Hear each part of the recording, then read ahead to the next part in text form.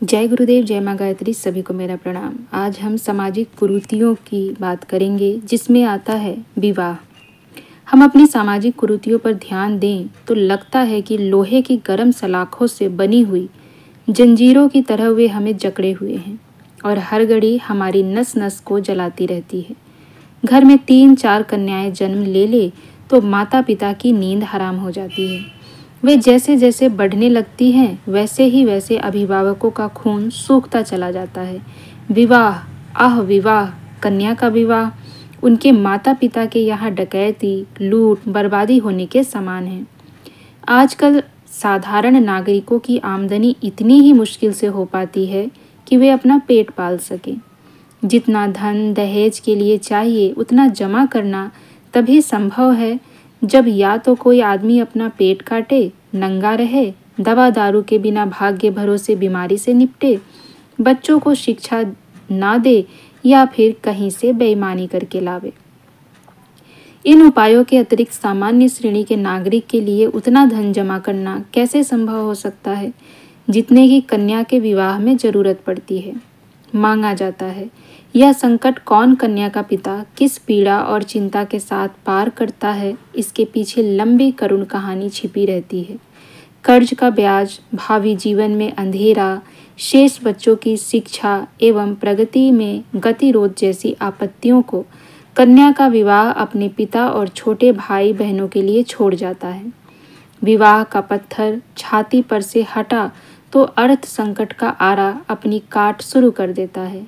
कई कन्याएं हैं तब तो जीवित ही मृत्यु है। मृत्यु एक दिन कष्ट देकर शांति की गोद में सुला देती है, पर यह जीवित मृत्यु तो पग पग पर काटती, नोचती, छेदती और चीरती रहती है। हमारे हिंदू समाज में विवाह शादी के अवसर पर जैसा अंधापन और बावलापन छा जाता है, उसे देखकर हैरत होती है। पृथ्वी के एक कोने से लेकर दूसरे कोने तक घूम जाइए, कोई भी देश, कोई भी धर्म, कोई भी समाज ऐसा न मिलेगा जहां ब्याह शादियों में अवसर पर पैसे की ऐसी होली जलाई जाती है जैसे हमारे यहाँ जलाई जाती है। बारात की निकासी, आतिशबाजी, बाजे, नाच, स्वांग, दावत, जाफत देखकर ऐसा लगता है कि यह शादी वाले कोई लखपति करोड़पति हैं और अपने अनाप शनाप पैसों का कोई उपयोग ना देखकर उसकी होली जला देते हैं। जिन्हें अपने बच्चों का लालन पालन और शिक्षण दुर्लभ है, वे यदि ऐसे स्वांग बनावे जैसे कि विवाह के दिनों में आम तौर से बनाए जाते हैं, तो उसे समझदारी की कसौटी पर केवल उन्माद ही कहा जा सकता है।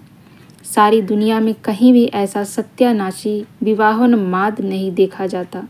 मामूली सी रस्म की तरह, एक बहुत छोटे घरेलू उत्सव की तरह लोग विवाह शादी कर लेते हैं।